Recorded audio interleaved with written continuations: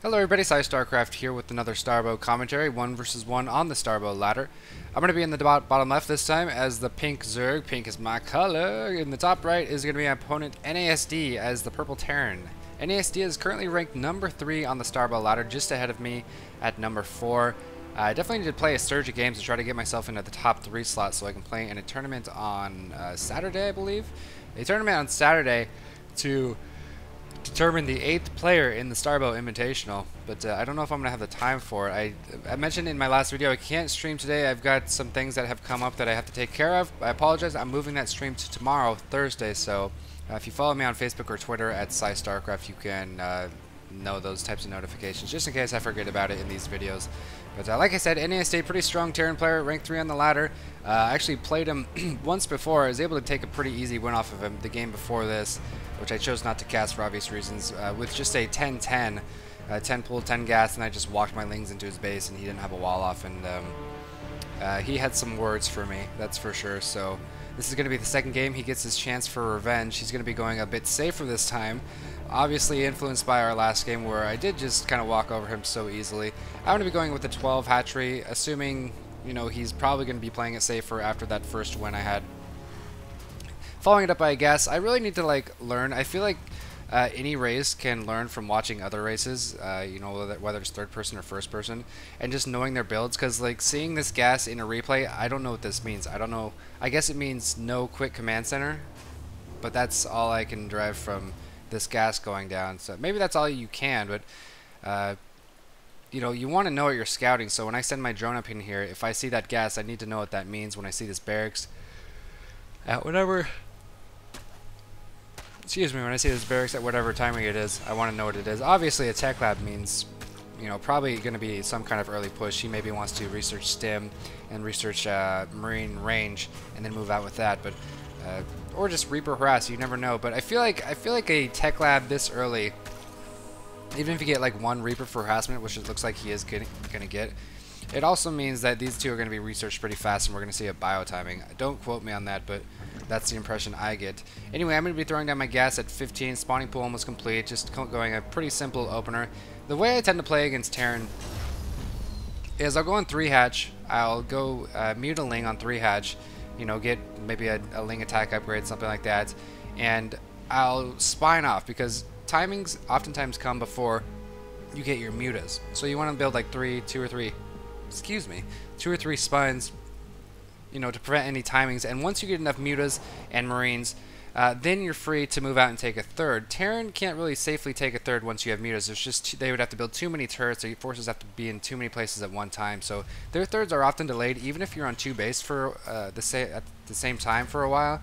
That's fine, because you know your mutas can probably potentially do some damage to their economy. And if they try to move out, your mutas can pick apart their army before they actually get where they need to go. So what this Reaper's trying to do is, you know, obviously get some drone kills, but more importantly, it's trying to force out an enrage or something out of this queen. You can see I didn't choose to enrage. I only wanted to enrage if he really overcommitted himself. He only got a couple shots in on those drones, but I was able to save the enrage. I'm basically trying to scare him off by moving my queen towards him. And he's coming back, and you can see I'm not paying attention. He's going for the drone on the mineral patch. I try to make it into an evolution chamber, but I don't quite react in time, so that's kind of unfortunate. Ling's coming a bit late, and this queen chose not to enrage once again because she's a selfish bitch. So we can see NASD's command center going up. We're tied at 21 harvesters. This is going to change, you know, once my injects start kicking in, once my macro hatch completes. It's kind of in the nature of the game for, you know, Terran and TOS to be slightly ahead of Zerg for a while until Zerg get their hatcheries up. And are really able to churn out, you know, 5 drones at a time. But the cool thing is, it's not bad to see a Terran player even with you in STARBOW as it is in StarCraft 2, because mules don't exist. So the harvester count you see is the harvester count you get for all 3 races, which is really cool. I think mules are a terribly designed unit. But don't get me started on mules. Looks like we're seeing a reactor attached to that. We are seeing a stim pack. No tech labs. Do you need tech labs? I don't think you need tech labs for firebats. No, you don't need a tech lab for a marauder or a firebat. So we aren't seeing any firebats. And when a Terran player usually does a bio push, we tend to see firebats because Zerg usually just has lings and maybe mutas and definitely some spines. So if we do see a bio push and there's no firebats, I'll actually be very surprised. I don't remember this game perfectly, but He is using the overcharge on that barracks. Overcharge increases the production rate of a building by 100%. If it's on a factory or a starport, it's only 50%. As you can see there, they also have scan and they also have call down SCV, which still costs minerals, but it creates an instant SCV. So you can see Terran, just like Protoss and Zerg now, actually have to balance their macro mechanics. They can't just drop mules over and over and over and call it good, and Protoss players can't just chrono whatever they want over and over. They've got different options. They can chrono boost cannons, they can chrono boost the gateways to produce something faster, or they can chrono boost forges and other stuff to produce something a little bit faster. And as we can see here, he's going to be moving out with some bio. He ended up scanning me. He hasn't scanned my front. Looks like he might have scanned my spire. Yeah, it looks like he did scan the spire. That's why he's choosing to move out at this time. But seeing this, I'm going to be throwing down 3 spine crawlers, which should be plenty. If we check out the harvesters, we're currently even. We're both pretty much fully saturated on our 2 bases. And like I said, I'm basically waiting for some mutas. I'm waiting for my air control, my ability to pick off his forces, to actually take a third. I mean, obviously I can't take a third right now when I can't even leave the confines of my base. These 3 spines should keep me safe, though. They have 2 armor, 25 damage, the 2 shots marines. Of course, these lings would help as well. He's just gonna choose to not even try. See if I was foolish enough to take a third here, or you know, a third here. Realize that I'm not, and then just kind of back off. Meanwhile, my mutas are producing. Got plenty of money saved up for them. 4 mutas on the way. Oh, it looks like I actually capped myself, or I could be making a lot more. That's kind of a shame. You really don't want to cap yourself in this game. Overlords take 35 seconds compared to 25 seconds. Bit of a preemptive stim there by NASD. And what are we seeing as a follow-up for him? Not really any follow-up. He's still just mass producing off of 3 barracks. And I'm actually kind of surprised Terran can't afford more than that. Looks like his money is pretty low considering. Not even starting any infantry upgrades. Couple turrets going up.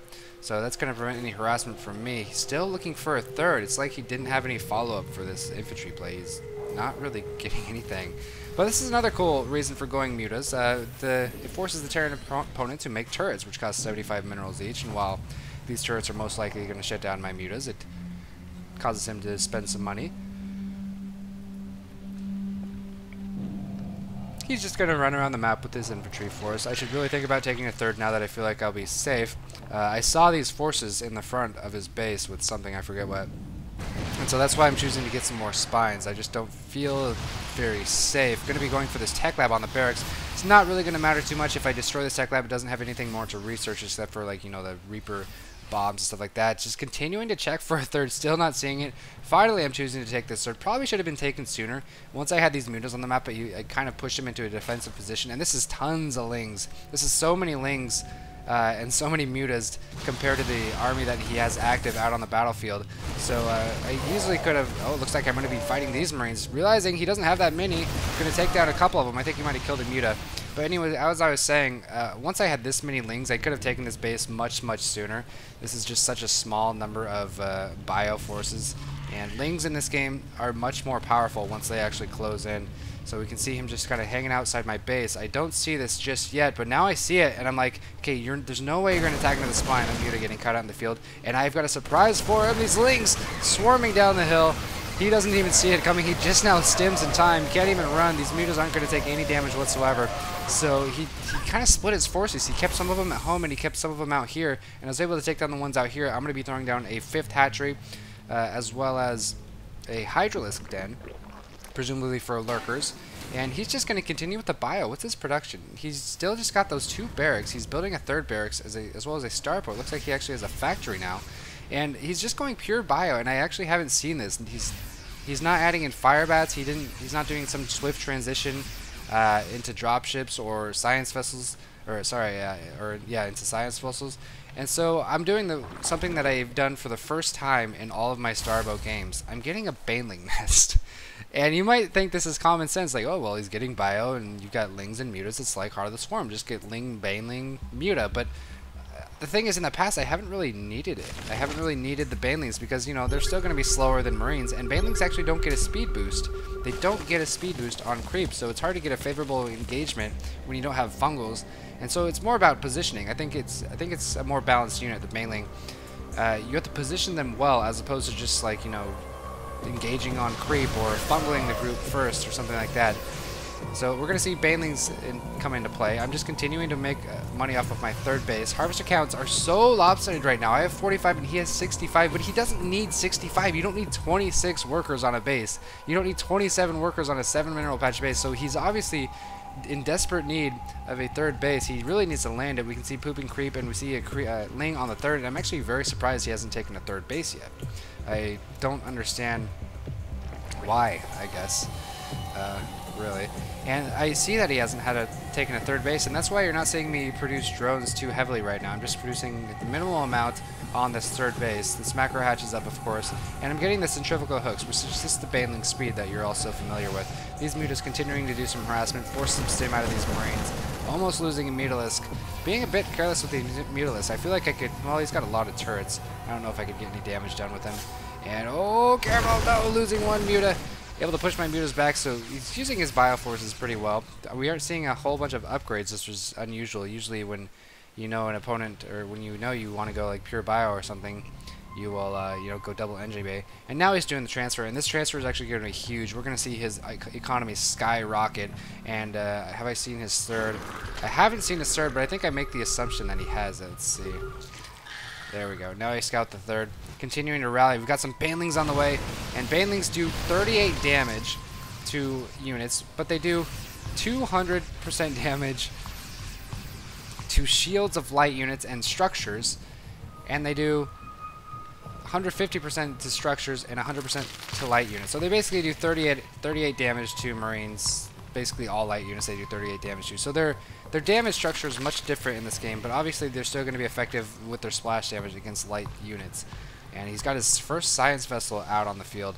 I'm working on my +2 flyer attack. He's just got pure bio. I don't understand this composition. No tanks. He's only got one vessel after all this time. No mech to be seen. Sending this science vessel out, and oh, might get picked off. Yes, it does get picked off. No irradiate to be seen. And we've got some banelings down here coming for the flank. Banelings in the main section of the army, and this is going to be devastating. Oh my god. Oh, just obliterate everything. So many lings, so many banelings. There's the split on the irradiate, and he's just got absolutely nothing to deal with this. Just pure bio. He didn't, I don't know what he meant by that. He didn't do anything this game. He just didn't do anything, and he's complaining. I think he was complaining about the maps being bad for, like all the maps being bad for Terran. Even though like I didn't expand to my third very well, I didn't even saturate it very well. He just had a shitty composition. He didn't do anything with his army. I don't look at all this money he has. He's complaining about a map or something. But Banelings did pretty well that game. He didn't have any tanks, and obviously you're gonna need tanks if you want to fight Banelings. But I don't know if you guys saw me position these Banelings earlier. I was actually planning on, I've got these Banelings down here, I was actually planning on assaulting the third, and seeing his army here, I wanted to bring the Banelings around the back and scissor him that way. So we can see that I'll be positioning my Banelings here like that in a second.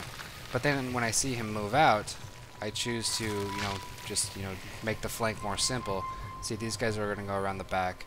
And it was going to be a pretty effective sandwich, I think. But then he moves out, and so it allows me to sandwich him here and here instead.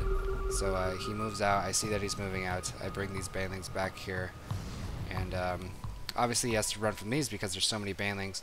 These guys should be included with here, but I think I forgot about them. I back up a little bit to give these guys more time, and then he just runs straight into them. And I just had a big army. I just had a pretty huge army. So I hope you guys enjoyed that game. It almost looked exactly like a Heart of the Swarm ZvP. Oh, let's look at that irradiate split too. Badass irradiate split. Almost looked like a ZvT in Heart of the Swarm. But that's gonna be it. Check out my stream tomorrow. Twitch.tv/PsyStarcraft. QQ more.